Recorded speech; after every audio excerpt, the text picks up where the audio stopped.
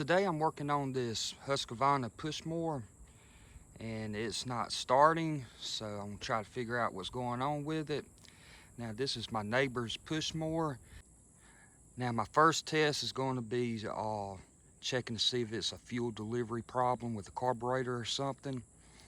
The easiest way to check that is to remove the air filter, spray some carburetor cleaner directly into the carburetor and pull it over and see if it pops off. If it pops over or tries to start, then I know it's getting spark, but it's not getting fuel. If it doesn't do anything, then I'm going to be leaning on towards that there's a problem in the ignition system.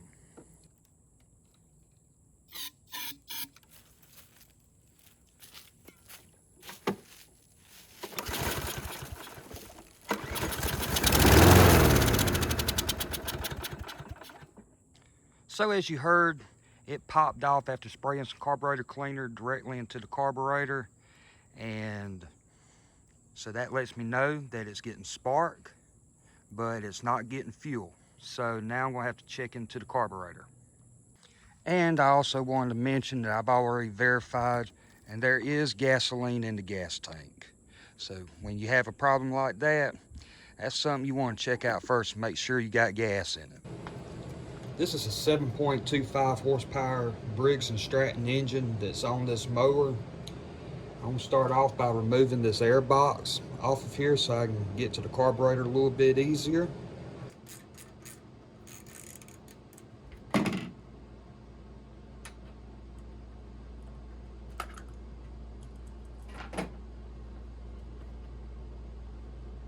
This style Briggs & Stratton carburetor is the style that has the bowl nut in the center right here, and that bowl nut has the main jet in it. And on these style carburetors, if the engine's been running and all of a sudden you got a fuel problem, a lot of times it's because a piece of trash and got stuck in that jet.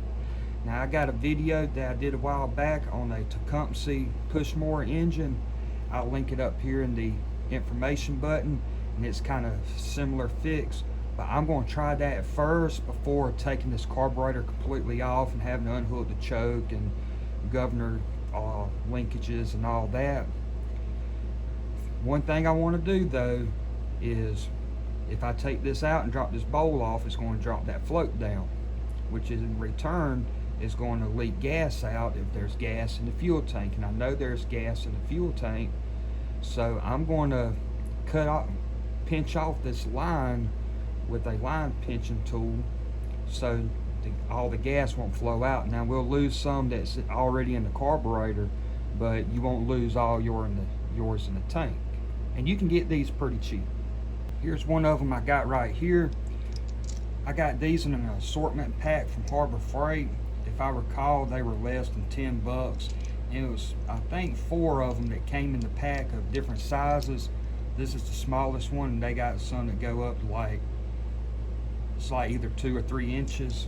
They're real cheap. Just slide it over the fuel line, put that in place, and just tighten down this knob until it pinches the line completely off. You want to make sure you put it in a place in the line where there's no port or nipple that's inside the hose that you could damage. You want to make sure it's not at the very end where that nipple that comes off the carburetor or the fuel line on the tank is in that hose when you tighten it down. And I'm using a 1/2 inch socket to remove this bowl nut. And you're going to get a little bit of gas that's going to leak out. That's going to happen.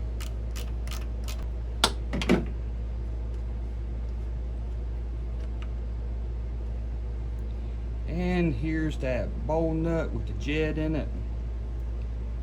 You see you got the jet in the middle, and then it's in the sides right here. You got like a banjo fitting in there. And a lot of times these will get clogged up and cause all the problem. So before you go and pull the whole carburetor off, pull that out, and you can go ahead and pull the whole float bowl off too.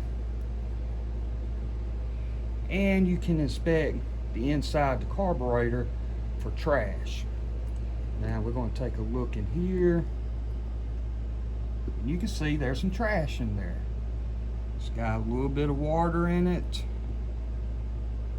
And it's got a good bit of trash in it. So that right there is probably what's causing the problem. Hopefully it's just stopped up in this bowl nut here in the jet. We'll clean all this out, put it back together, and then see if it starts. So we'll dump this out. And it's not too bad. It was just a little bit of trash sitting there in the bottom and it came right out. I'm just gonna take this paper towel, clean it on up. Really don't even need to use any car spray on it because it really wasn't that bad. Now you look right here, sometimes that's a little gasket for the bowl nut. Sometimes they'll come off on the bowl nut and stay on here on the nut itself. Sometimes they'll stay stuck on here. As long as it's in good condition, you don't see that it's ripped all to pieces and breaking apart and stuff. Most of the time you can reuse them when they're in that kind of condition.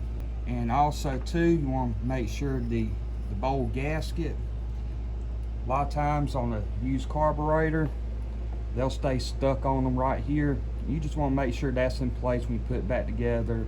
Make sure it's in good condition and not broke. A lot of times you can reuse them. I've got these set of torch tip cleaners, little metal file that's used to clean torch tips. They work pretty good for carburetor jets. Now you don't want to get one that's too big that you're forcing it in there and grinding that jet out and making it bigger. You want one that just fits in there just right. I'm going to run it through that orifice. I'm going to run it through that jet. I'm going to take some cleaner, spray it out real good.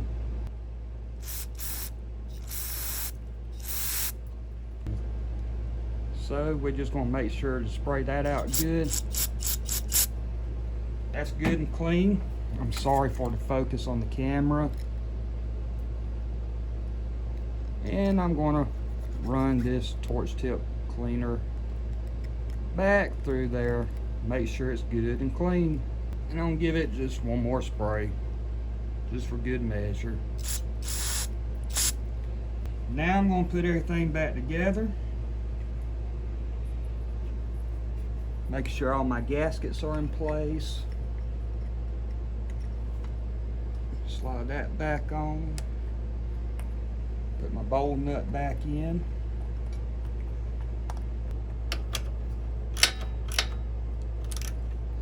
Snug it up, but don't over tighten it so you don't strip anything out.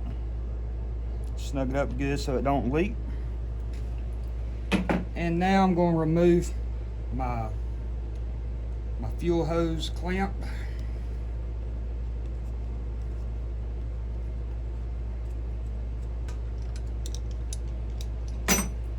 Before I go ahead and put the air breather box back on and all, I'm gonna go ahead and try to start it and see if it runs, to see if that did fix the problem. That way I ain't having to tear all that back off to pull the carburetor off if this didn't work.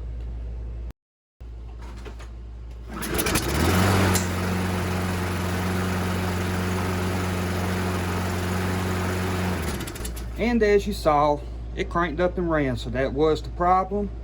It's fixed. We didn't have to pull the entire carburetor off. So now I can go ahead and reassemble my air box and everything. You want to always make sure to hook up that crankcase ventilation tube. Most of the time when you take these off, they just pop out real easy. You just want to make sure it's on there. Also make sure that you still got the paper gasket in between the air cleaner box and the carburetor.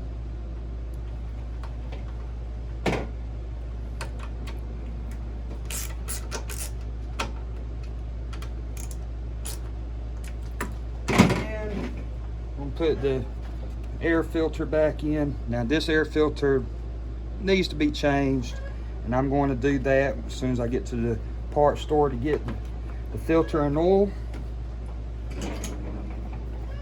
Tighten that screw back up, and now it's ready to mow. So that's all it took to fix this mower, and it's good to go. I hope you found this video helpful. If you liked it, give it a thumbs up, comment down below, and subscribe to the channel, and thank you for watching.